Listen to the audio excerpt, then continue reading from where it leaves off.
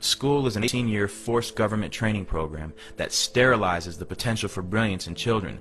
Those who actually survive schooling and survive conformity and continue on to think for themselves truly are a rare breed. All children start out as curious, highly experimental minds, and then one day they're sent to school. Mandatory schooling has never consisted of anything but the memorization of monotonous dead facts and training children to master repetitious behavior. For the greater part of their day, everything the child says must match the interest of their school teachers. Their behavior must coincide with a set policy and a set regulation. They cannot use the bathrooms without permission. If they wish to speak, they must raise their hands. And after every hour or so, a bell rings and everyone must move to it. It couldn't be any more slave-like. And this type of training becomes a ritual for the child. It becomes the plot background for their television shows and books, or the ideology taught to them by a teacher or a parent. An entire monoculture is being developed here, stripping children of their power to cause trouble for the state at an early age, training them to be good servants of the politically correct. Their environment is much like a prison, by the population lacking any ability to check the authority of the warden. The process becomes a matter of rubber stamping. They have no control over their entire lives, which is directly related to youth violence, because the only control they have is between each other. Mandatory schooling produces children who are either terrified of the tyranny of others or have been raised to perpetually exploit the conditions of others. It's just like the prison system. Forced cohabitation. The child's presence in certain buildings and their engagement in state-regulated behavior is under penalty of imprisonment. An entire army of truancy officers have been hired to make sure that no child is on the other side of the bars. At the end of 18 years of coercive state authority, the child is released into the world. It's like the end of an 18-year prison sentence. Now that you're trained to do as you're told, now you can be free.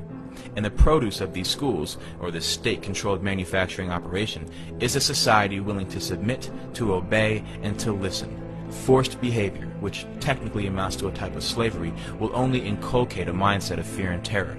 You need to be somewhere at a set time, either at the orders of an authority or a bell. Everyone in one mass shifts to another position or another place to engage in a new activity. They're trained to not only follow instruction, but they're also trained to follow a certain behavior.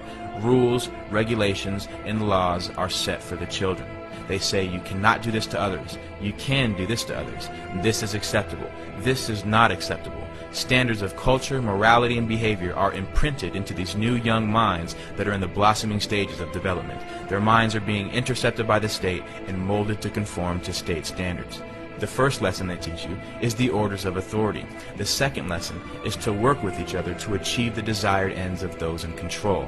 If a group of children are taught to engage in the same behavior regardless of what they want to do, then they will never fight back as adults.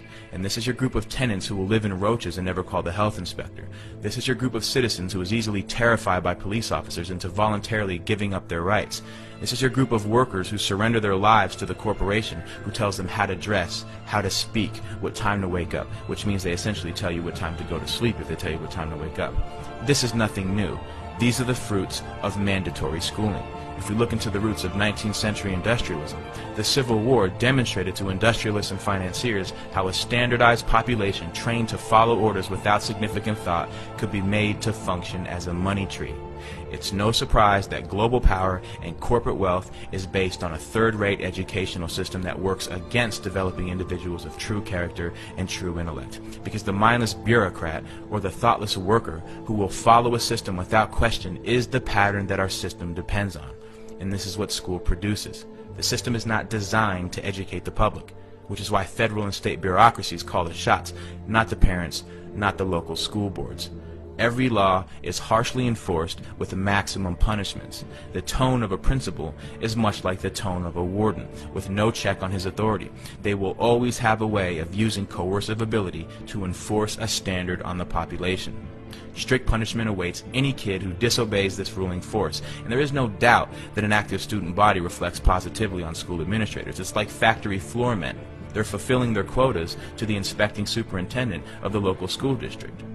This is the reality of government training. The state doesn't care if children are homeless or on the streets or suffering from malnutrition and hunger, but the second the child fails to appear in school at the scheduled time, like a court date, the police are alerted. Until we abolish mandatory schooling, your child will be brought up as a slave so that he can accept becoming a slave later in life in adulthood.